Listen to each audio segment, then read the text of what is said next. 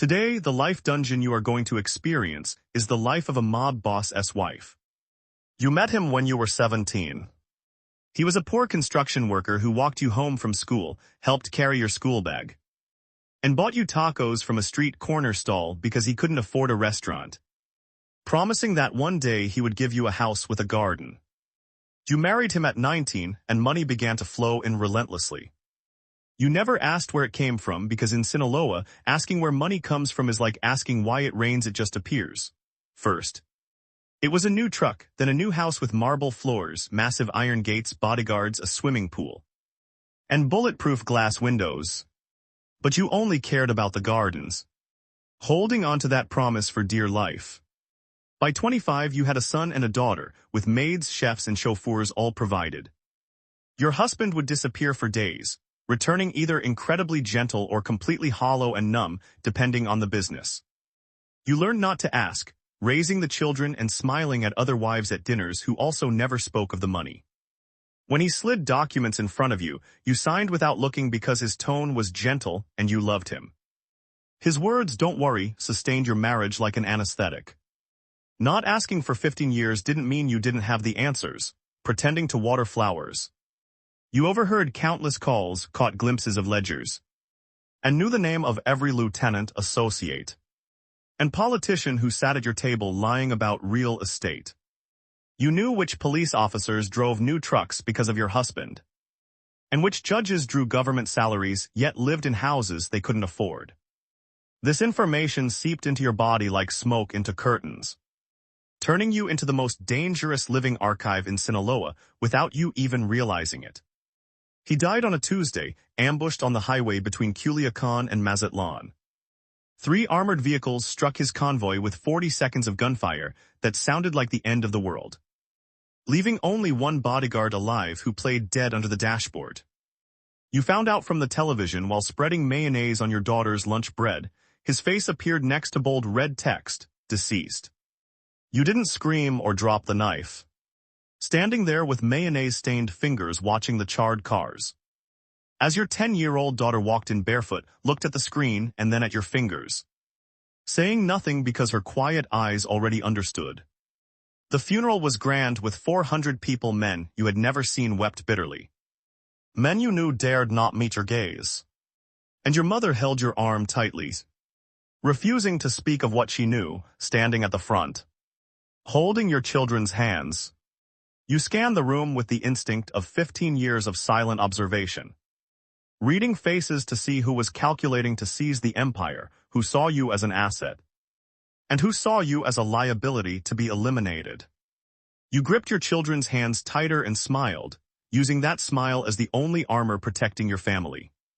The empire began to bleed within a week as Torres, your husband's second-in-command, took the top spot, cut off your living allowances, moved into the warehouse office, and stopped returning your calls, treating you like furniture. Meanwhile, rival factions encroached on the northern corridor, and Torres, who only knew brute force, ignored overseas associates because he didn't know how to manage a supply chain spanning 4 countries. When anti-narcotics agents left a card offering protection and a new identity in exchange for what you knew, you threw it into a kitchen drawer. The money ran out fast, accounts were frozen, assets seized. And with school tuition at $30,000 alongside the costs of security and staff, you had about 6 weeks before complete bankruptcy. You could choose witness protection in an American suburb, living a safe but meager life. Or you could use the operational knowledge left by 15 years of silence, the numbers your husband whispered to you in bed the way other men whispered, "I love you." You chose to stay so your children could keep their bedrooms. You started low profile, calling the oldest overseas partner at midnight on a burner phone, promising stable logistics and on-time deliveries. And he agreed because he viewed Torres as an insult. Your second call was to Mendoza, the accountant, who owed you his life after you warned him of a raid years ago, and your third was to Para, Torres' young, ignored lieutenant, promising him a core position. By cutting Torres out of the supply chain, his men starved, and within 3 weeks they were asking Para where the cargo was. When Torres came to your house on a Thursday night to threaten you, You sat across from him and calmly told him that the partners weren't taking his calls. Mendoza had moved his money. And Para's manpower was now 3 times his own. He left before midnight, and as you locked the door you realized your hands weren't even shaking. You ran the entire operation from the kitchen table, redesigning routes from overheard conversations, relying on Para for channels, and moving money through Mendoza. While law enforcement only saw a widow sending her kids to school and tending her garden. Within 6 months, you turned a collapsing empire into something more efficient than when your husband was in power. There is a part of this you will never say out loud, not to anyone, not even to the mirror, but you are better at this than he was.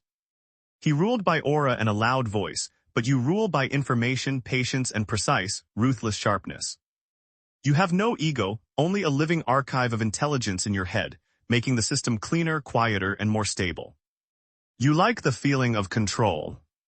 And though you refuse to look directly at the pain that funds your daughter's piano lessons, you now carry that same faint glow of a person who knows they are the operator of the machine.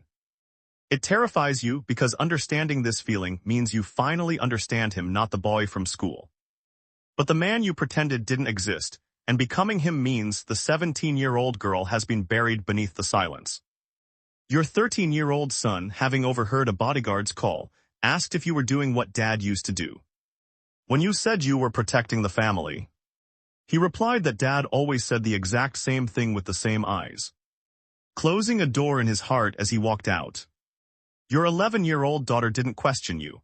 Instead, she began doing what you did for 15 years, watching, listening, and absorbing. Catching her expression across the dining table one night, your heart stopped as you recognized the look of a woman who understands that the smartest thing to do is not to ask. You built this empire to protect them. Yet watching your daughter practice silence, you realize that the darkest inheritance is not the money or the turf, but the quiet, the silence he gave to you. You have just passed on to her, and one day she will pass it on to someone else. Because empires will collapse, but silence is eternal.